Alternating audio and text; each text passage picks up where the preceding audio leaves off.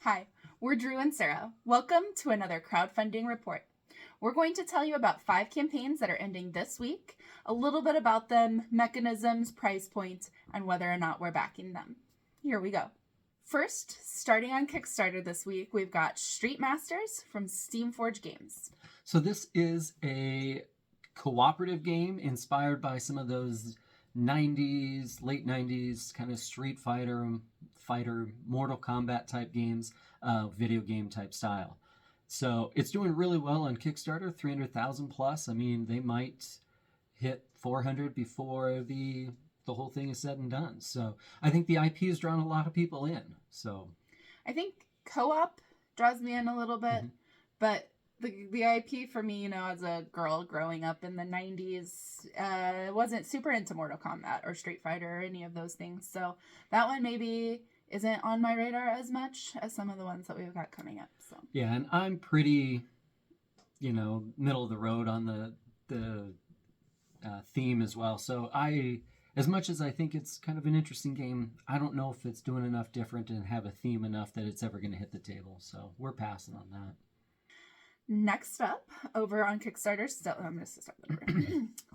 on Kickstarter, we've got Knee Deep in Hexes from Till 5 a.m. So this is a kind of 90s style and inspired hex game, real style or real-time strategy, 2 players only, kind of gives some of those old vibes to it, just with some interesting art updates and some things like that that are kind of unique.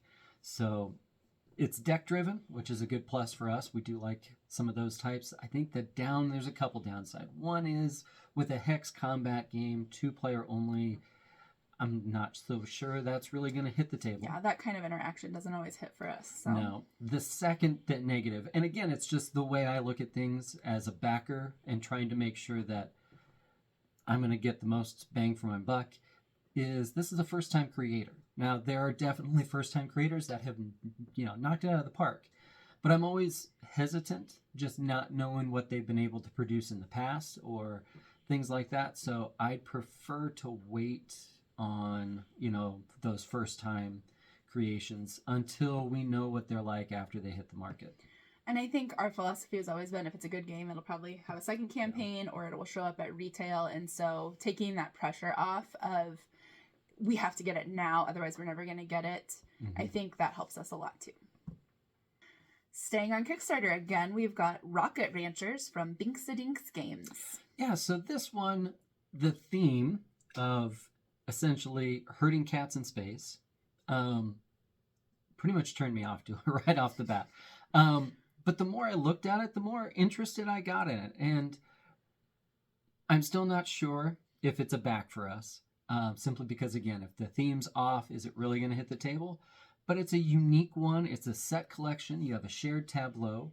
You play cards down, and the polyomino shape on the cards dictates the shape you can take from the tableau.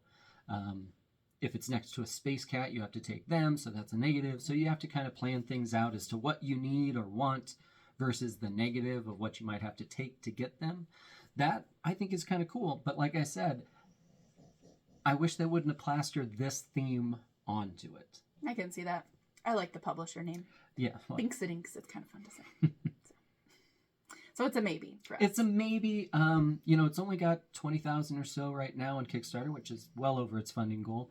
So I don't know that it will ever hit a retail unless they come out with a new and offer it again on, Kickstarter. So it's one of those where there's always that little FOMO of, gosh, is it a decent enough, is it a good game that I'm going to miss out on? But at the same time, I'm just not certain I want to pull the trigger. Our final game on Kickstarter this week is Trailblazer, the Arizona Trail from Mariposa Games. Yeah, so they released John Muir Trail, the Trailblazers did, and it was a big hit. And unfortunately, I did miss out on that one. So I've had a little FOMO on that one. Yeah, I'm not gonna lie, it's so beautiful on the table. It is.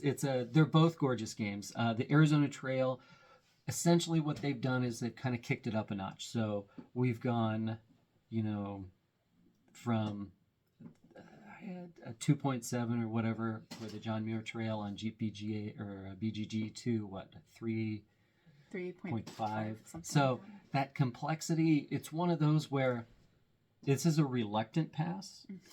I'm a little sad about it. I'm not gonna lie. But what I really want to do before getting in, and it's possible if we have a chance to play Trailblazer, if we can play John Muir Trail, we could maybe get on a late pledge for this one. But I definitely want to play the John Muir Trail first to make sure that it's a game for us. Because I know it's a game that's good and it's well liked, but is it for us? Before we jump in, all in on this one and another one. Because we could get both.